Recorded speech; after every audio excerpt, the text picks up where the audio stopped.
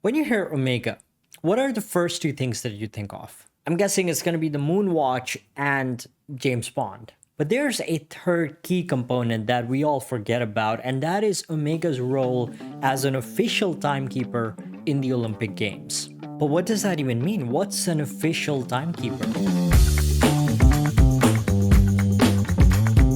There is more to the brand than just marketing. Omega was chosen by NASA to be the official moon watch. The fact that Omega is a timekeeper of the Olympics is an extension of that reputation, a reputation that the brand has when it comes to precision timekeeping. Since 1932, for almost a century, Omega has been the official timekeeper of one of the biggest, the most evolving and time-sensitive global competitions in the world, the Olympics.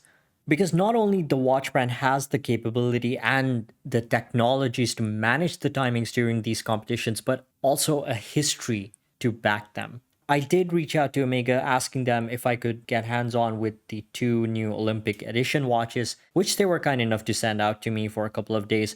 But this video is not a review of these watches. I'm going to do that separately. I got on a call with Alain Zobrist, the CEO of Omega Timing, to help me better understand Omega's role as a timekeeper. So the first thing that I asked Alain is, what exactly does being an official timekeeper of such a global competition entail? Omega's role as official timekeeper can be summarized in a way that we're responsible to measure, treat, distribute, and visualize athletes' results in real time in all sports, in all competition, for all athletes participating. The role comes with a lot of responsibility. Can't do any mistakes, but we're very proud of that role. It's a role that we've been having for almost a century now. Started in 1932, but I guess we'll be speaking about that a little bit later. In Paris, we'll be deploying 350 tons of equipment. One of the reasons why there's a lot of equipment is that every sport has different rules, played in different areas or different venues, requires different types of equipment, depending on what the athlete is doing and how he's performing. And we're going to deploy these 350 tons of equipment with roughly 550 timekeepers. We're going to pull about 200 kilometers of cables. Of course, we can't do that alone. We'll be working hand in hand with about 900 volunteers. It's a big operation logistically also. And we're looking forward for the games to start in about a month from now. Omega is much more than just a timekeeper. They are involved in developing the machines, developing the sensors, the technologies, the cameras that track all of the games and basically eliminate the chances of error. What about the scale in terms of size? A couple of watch brands did take this role once or twice, but it always came back to Omega, and there's a good reason for that. I'm just trying to understand why Omega. That's a very good question. But it all started in 1932 when I'm asked what the biggest and most important innovation of Omega was throughout history. I would always say it was this famous pocket watch that was utilized in 1932. The other reasons why Omega was always there 31 times since 1932 is that Omega was a pioneer and has always been pushing boundaries of technologies to be able to provide the best possible technology to athletes participating. That generated a lot of trust from the athletes. Those are reasons why we've been doing this for so long, constantly. Now back to this pocket watch in 1932. At the time, the organizing committee of the Olympic Games in Los Angeles, as well as the IOC, were looking for a timekeeper that was capable to provide 30 certified stopwatches to measure all the results of the athletes participating. And at the time, Omega was the only company who could provide 30 certified stopwatches accurate to the tenth of a second with a split second function. And this is the main reason why Omega was selected. So this is how it all started. And Omega went then through multiple innovations that revolutionized sport, going from manual timekeeping to electronic timekeeping, to lately motion sensors, positioning systems, artificial intelligence. An incredible journey filled with pioneering spirit. The first cameras in 1948, actually, we partnered with a British company. So Omega was providing the photo cells, and that British company the photo finish camera, and together, we could provide an integrated system that fully electronically could provide results of athletes. Now, over time, Omega then decided to develop cameras by itself. It's a core technology still today of our deployment. It's one of the heart of our systems when it comes to measuring times of a sport where athletes would cross the finish line. It's the only device where official times are recorded with. It was important for Omega to have the ability and the control of those devices along the way. We're actually launching an innovation in Paris. So a camera developed by Omega solely. That camera is going to take 40,000 pictures per second of the finish line.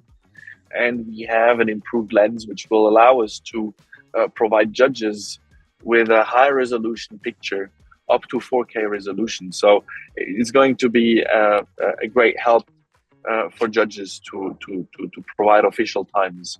We briefly touched upon the number of people involved and the weight of the equipment that is being shipped. But how long does it take? How long does it take to set up something so complex? Remember, Omega isn't just dropping in on the actual game day and just pressing a bunch of buttons. They are actively involved in the design and the development of the arenas, of the stadiums, of the tracks. So that's exactly what I asked. Yeah, so indeed, we start preparing for the Olympics about 3 years in advance. So we have a team on site that is working hand in hand with the organizing committee, with local authorities, with architects, with the IOC to prepare for the games. It includes a lot of different aspects. You're absolutely right. We're working also in venue construction. Making sure that we have the spaces that we need to operate our systems. We need to make sure that, for example, we have the cable pathways laid out properly for, when the team will then arrive with equipment that we can start working immediately and not losing time. Usually the year before the Olympics, there are test events. Test events means that there are competitions going on in the stadiums where the Olympic Games will then take place, where different stakeholders are testing their deployment, and that's what we're doing as well. So we're testing our systems, our technologies. It's a great way and very important for us to test our setup in the real environments. So we are focused on this. Then the year before the games, we're now actually, as we speak, in the last wave of test events. There is athletics competition going on as we speak. And then a little closer to the games, about 10 days prior to the opening ceremony, this is when we will come with all of our equipment, all of our timekeepers, set up, test everything, to make sure that everything is working about 2 days prior to the opening ceremony. Innovation. Innovation is key. Innovation is everything. But innovation in mechanical traditional watchmaking itself is an oxymoron because we are trying to innovate, trying to improve an outdated technology, especially in this day and age of digital time. But I wonder, is there still room for improvement when it comes to modern timekeeping, or have we reached the peak of precision? There is no limit. And we certainly haven't reached any limits, by far not. Even though we have our timers capable to measure down to the millionth of a second with a deviation of 23 nanoseconds every 24 hours, we're still working with the element of time. And that's actually quite fascinating because it is very accurate on Earth. But the way time is measured is certainly going to continue to evolve in the future. And so that's one element. And then the other element is the understanding of what's happening through time. And here Omega has made a significant step forward by introducing motion sensors and positioning systems in 2018 already. Very early artificial intelligence models were already introduced back then to measure athletes' movements. So thanks to these technologies, it all of a sudden not only gave us a clear understanding of what happens at the start and the finish in particular, but it gave us information about athletes' performances throughout the race constantly to understand how athletes got to their results. Meaning we started to understand where they won or lost their races. And we've continued to innovate in that area now in Paris as well. So the whole storytelling part around these data, is being taken yet to another level where not only single athletes' performances can be analyzed very accurately, they can also be analyzed between each other. So we can compare one athlete with another. And this is going to give us yet even more understanding of athletes' performances, and also with artificial intelligence allow us to have detailed analysis of athletes' overall performances. So these two elements are certainly going to evolve. So how to measure time and our understanding through time. What exactly we're planning for the next Olympic Games, you will have to ask me the question again in 2 years from now for the Winter Olympics, and in 4 years from now for the next Summer Olympics. By now, my mind was already blown by how high-tech modern timekeeping is. So naturally, my last question to Alain was about the place of traditional watchmaking in today's digital world. More on an emotional scale, on a human scale, on a personal scale, on a historic scale even. Where do you see mechanical timepieces today being what you're dealing with?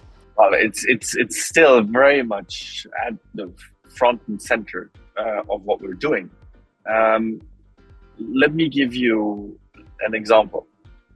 Omega is very well known for its accuracy, has also the master chronometer certificates, has been working with Metas to achieve this level of reliability and precision. And so do we. So Omega was a pioneer there and inspired also what we're doing in terms of timekeeping. Not only we have developed a timekeeping bench certified by Metas to calibrate and certify all our timekeeping devices.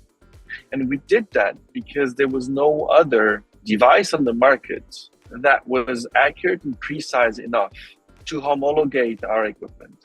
And then speaking about anti-magnetism, where Omega has been a pioneer as well in traditional watchmaking, also for timekeeping, all our devices are exposed to electromagnetism, and obviously after having been exposed, need to be able to function perfectly fine and accurate as well.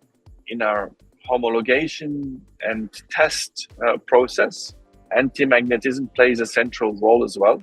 But not only anti-magnetism, obviously, we test our devices after being exposed to electrostatics. They're being exposed to temperatures from minus 40 to plus 80 degrees. Those just a couple of examples on how important traditional watchmaking still is today and the influence on what we do in terms of timekeeping. And lastly, I would like to mention that, the values we live by remain exactly the same. The values of precision, accuracy, the attention to detail, the pioneering spirit. All this has been initially lived by traditional watchmaking, was carried over to timekeeping, and today both are living still by the same values. So without Omega, there would no be the Olympics. So that makes us a working partner for almost a century now. And it explains really this commitment of Omega to sports, to time, to precision, accuracy, as you just mentioned. It is very, very close from traditional watchmaking and timekeeping. It's interesting to see Omega as a brand after listening to Alain's answers. This isn't a watch brand that's stuck in the past. This is a watch brand that is actively in touch with the modern world, coming up with modern technologies to solve modern timekeeping problems. Omega and Omega Timing are constantly in communication. They're constantly talking to each other, where you have heritage, you have history, and you have technology. The heritage inspires the new, and the new gives back to the heritage. Omega's obsession with precision timekeeping, it's far beyond what we've seen anywhere. Since 1932 till today, the brand has invented timing devices to measure real life scenarios. And that makes the connection with NASA even more sense. Because even back then, Omega already had that established reputation of being a reliable and resourceful watchmaker. And the way I see it, these Olympic edition watches are just a small celebration of that achievement. And I think that's really cool.